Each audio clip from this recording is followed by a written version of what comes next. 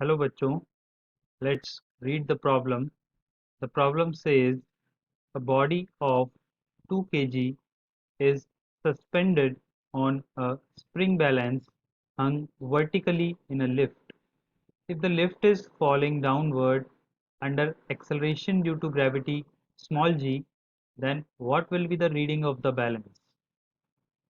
If going upward with the same acceleration, then means आपसे इसमें दो क्वेश्चंस पूछे गए हैं कि अगर लिफ्ट फॉल कर रही है तो रीडिंग क्या होगी और लिफ्ट अपवर्ड डायरेक्शन में जा रही है with the acceleration equal to small g, then reading क्या होगी। तो सबसे पहले मैं फर्स्ट केस की बात कर लेता हूँ। When the lift is going when lift is falling lift is falling with acceleration equal to small g. अब देखिए इस केस में कैसे हम इसको सॉल्व करेंगे। अगर मैं इसमें की कॉन्सेप्ट की बात करूं for this problem, key concept is free body diagram and F net is equal to mass into acceleration, Newton's law of motion. So दो ये फॉर्मूलाज लगा के आप बेसिकली दो कॉन्सेप्ट लगा के आप इस प्रॉब्लम को सॉल्व कर सकते हैं। अब देखिए ये मैं लिफ्ट ड्रॉ कर रहा हूँ यहाँ पर। मान लीजिए ये लिफ्ट है, यहाँ पर स्प्रिंग बैलेंस लगा हुआ है इस तरीके से और इस स्प्रिंग बैलेंस के साथ में यहाँ पर ये मास अटैच्ड है। अब देखिए ये स्प्रिंग बैलेंस नीचे एक्सेलरेशन इक्वल टू स्मॉल जी से मूव कर रहा है, तो होगा क्या यहाँ पर इसकी कुछ रीडिंग आएगी, यानी कि इसका जो वेट है वो बताएगा ये मास कितना है, m is equal to 2 kg। सबसे पहले अगर हम देखें कि अगर ये पूरा सिस्टम नीचे स्मॉल जी एक्सेलरेशन से जा रहा है तो स्प्रिंग बैलेंस भी नीचे स्मॉल जी एक्सेलरेशन से जा रहा है और इसके साथ साथ ये मास भी स्मॉल जी एक्सेलरेशन से जा रहा है। तो अगर इस मास का मैं फ्री बॉडी डायग्राम बनाता हूँ, मान लेते हैं ये 2 kg मास है, तो इसका नीचे की तरफ वेट एक्ट कर रहा है। कितना वेट लगेगा इसका, 2 मल्टीप्लाई बाई जी, जी की वैल्यू मैं जी ही रखता हूँ, that will be equal to 2g। ऊपर की तरफ इसमें स्प्रिंग बैलेंस की वजह से एक टेंशन एक्ट करेगा, दैट इज सपोज टी। अब इसके जो ये जो टी है यही बेसिकली जो स्प्रिंग बैलेंस में रीडिंग क्रिएट करता है, वेट बताता है, वो ये टेंशन ही बताता है। और इस ब्लॉक का जो एक्सेलरेशन होगा that is downward small g. तो इस ब्लॉक के लिए आप लिख सकते हैं एफ नेट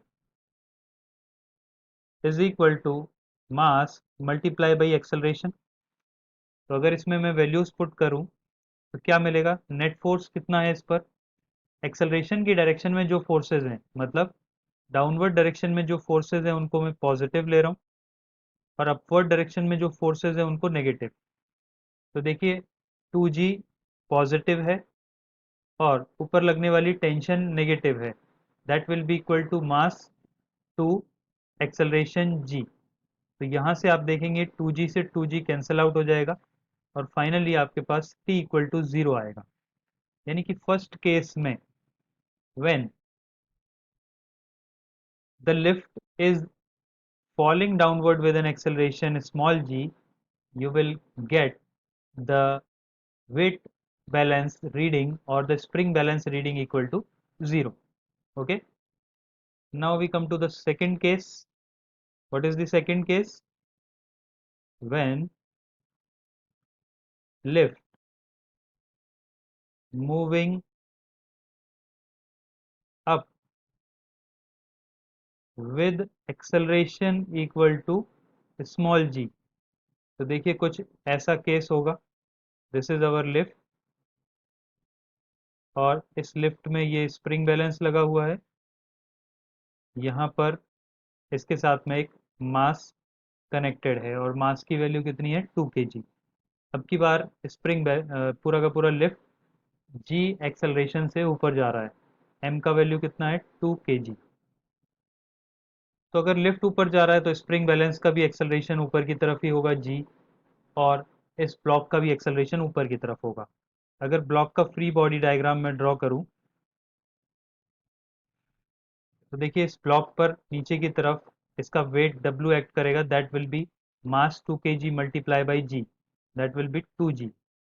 इस ब्लॉक पर ऊपर की तरफ अगेन टेंशन एक्ट करेगा, इस केस में मैं टेंशन को T डैश मान लेता हूँ।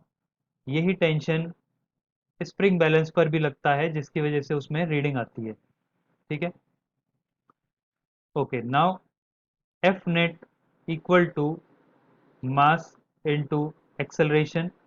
अब देखिए इस ब्लॉक का एक्सेलरेशन किस तरफ है, ऊपर की तरफ, स्मॉल जी के बराबर।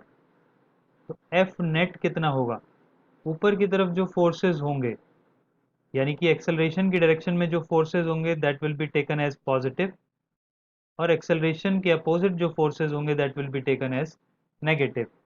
तो कौन सा फोर्स पॉजिटिव है इस केस में, टी डैश इज पॉजिटिव, और कौन सा नेगेटिव है, 2g इज नेगेटिव।